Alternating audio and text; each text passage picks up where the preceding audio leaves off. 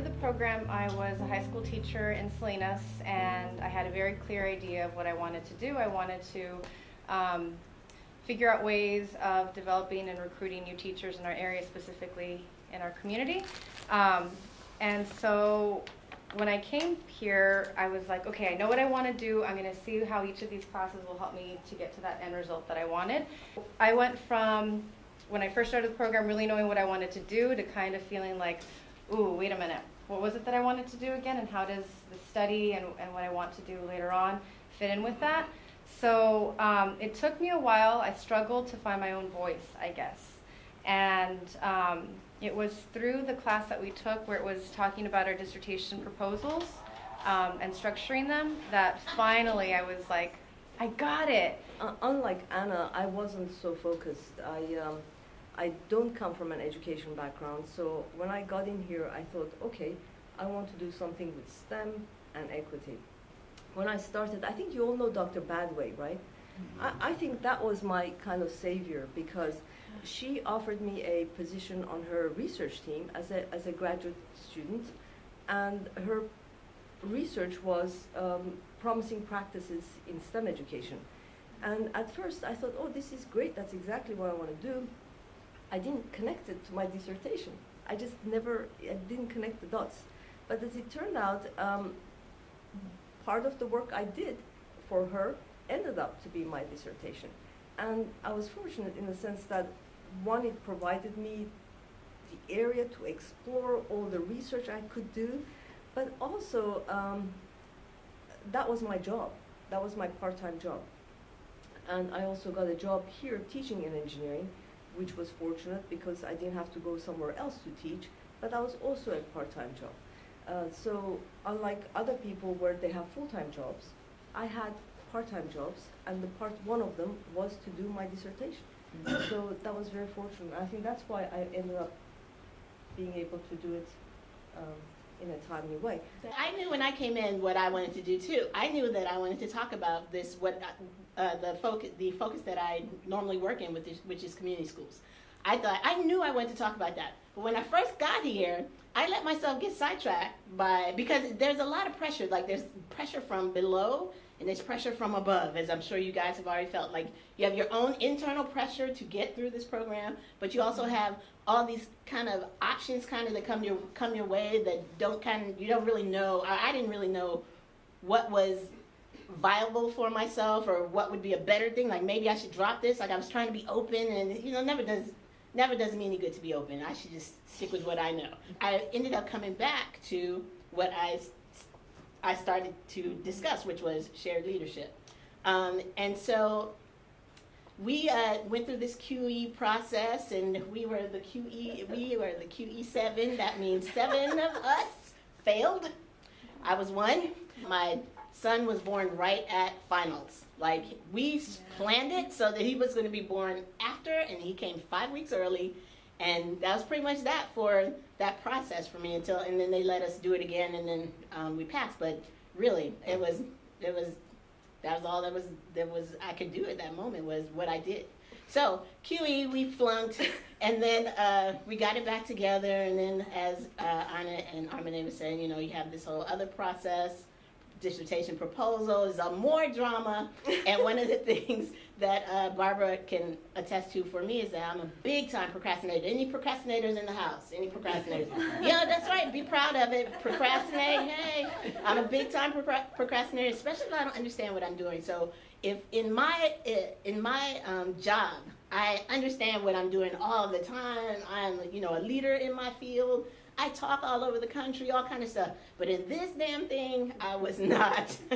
I was not a leader in the field. And I think for me, I did do the little at a time, because I kind of came in knowing this is what I want to do. So each class, I'd figure out, like, how am I going to use my paper in this class to push me forward in my dissertation. And I was very fortunate that my professors were on board with that. They're like, go ahead and do that. So whenever I would get stuck, I would go back to my papers and be like, cut and paste. And then just doing that. I mentioned how your paper for Mary Perry was at least the skeleton for your paper 3. Yes, absolutely. To the point where I was like, this is the Frankenstein paper, because it was Mary's paper, plus I think it had elements of my qualifying exam, plus it had elements of brand new things that I had to go out and do. about choose your dissertation committee very carefully. I lucked out. I don't know how I lucked out throughout this whole program, but it's the dissertation committee that really makes you or breaks you in a sense. I think my dissertation was the best experience I've had throughout the whole program. I think the expertise in the area that you're studying, so for instance, my papers were, the first one was an evaluation case study, so, and Barbara was the lead in that, so she was my natural chair. The second paper was narrative inquiry, so the second committee member was Daniel. And then the third paper was a policy program proposal, so our policy professor was a natural fit. That's a perfect example. So everybody had their area that they could advise me on, make suggestions, and then when I would revise papers, I'd have their classes in mind already, like, okay, the literature that we had covered in the class, or some of the ways that they proposed that we structure our papers, so it was a little easier in that sense. And then keeping in constant communication with all of them helped a lot in the process, especially the defense. That's really important. I mean, there are many kinds of ways you can formulate your committee. What you want, again, is to think about how you work and what you want to get out of them. It's not just pile people in. It's not get who they tell you. It's not any of that. It is it's be intentional about it. What do you want for how you work, and then what do you want them to do for you? So, for instance, if you're not the kind of person that wants a whole hell of a lot of feedback, don't get the person that gets you bunch of line edits on your papers. You do not want that person. If you want if you're the person who really, really likes attention, you want the person who has time. You want that person to be on your committee. If you're a person who just, wants a combination, you just have to be really, really intentional and tactful about what you think you want to get out of your committee members.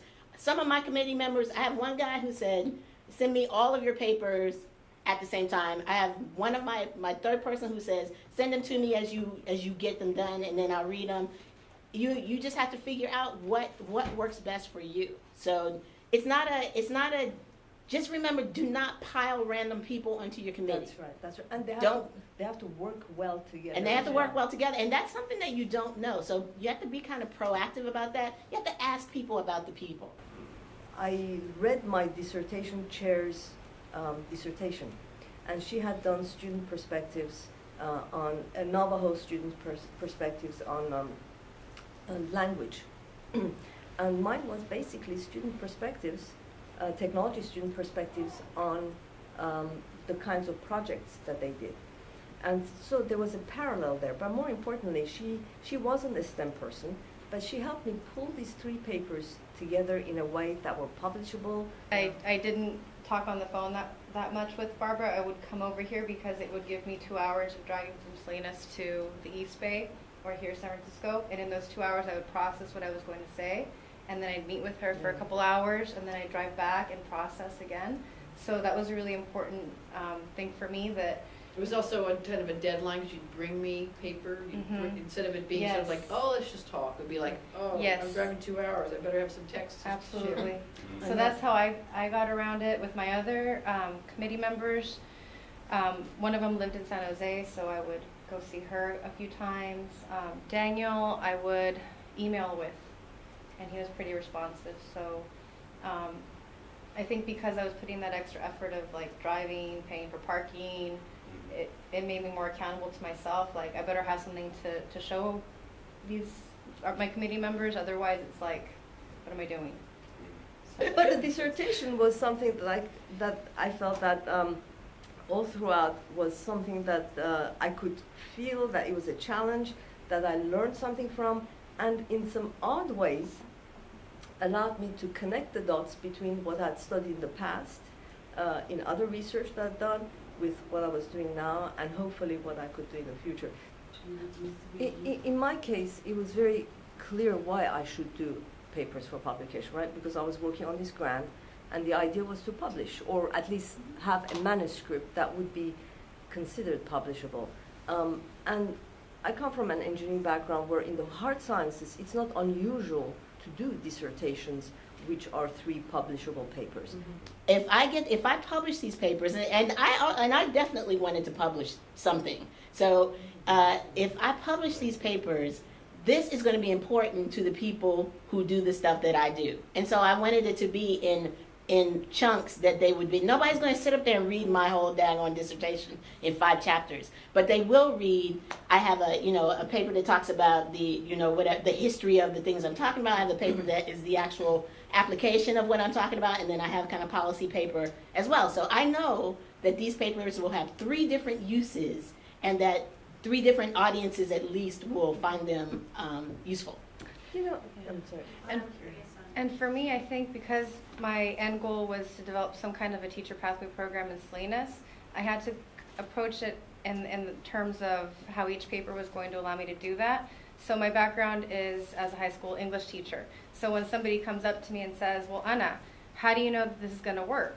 I can reference my evaluation case study and see, here are some ways, here's what's been done across the state, here's how it can apply to Salinas. So that would be the one chunk. And then it's like, okay, well, if somebody were to ask me, well, how do you know it'll work here in Salinas? I can reference my second paper.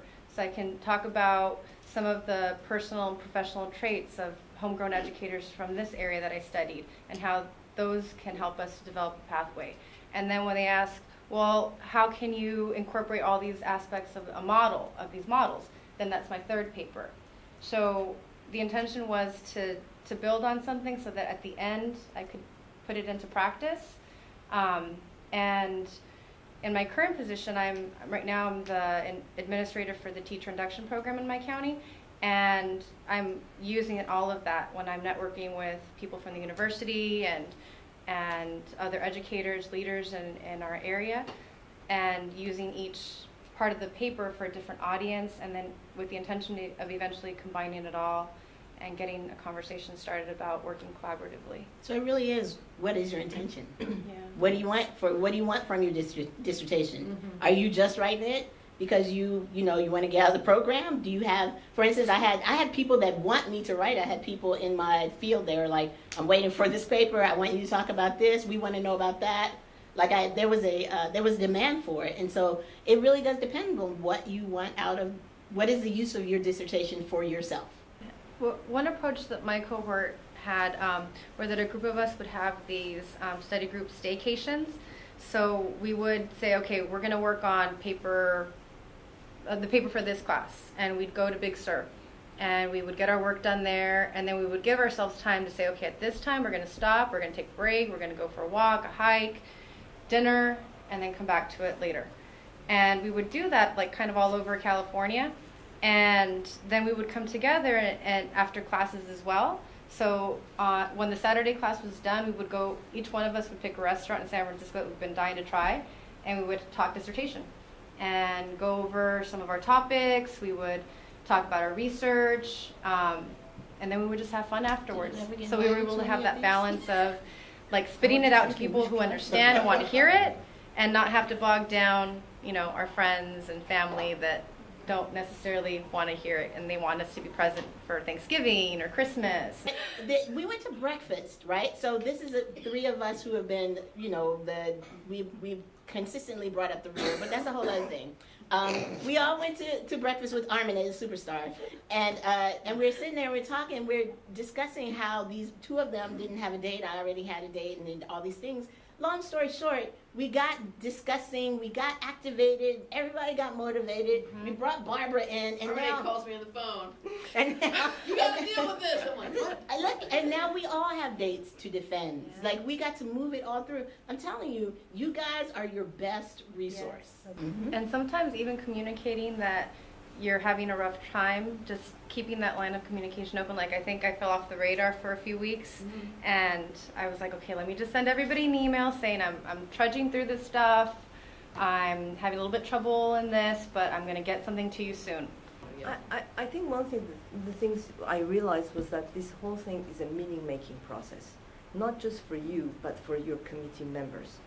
And they all, some of the ideas are new sometimes, and you want them to kind of get a sense of what you're doing and why you're doing what you're doing. And to be able to communicate that often, or in a way that you would both come to a consensus about what it is you're doing, and then take that to your chair and kind of have a discussion about it, was my way of it. When I walked into my defense, whether it was the proposal defense or the dissertation defense, there were no surprises. I knew exactly where we were.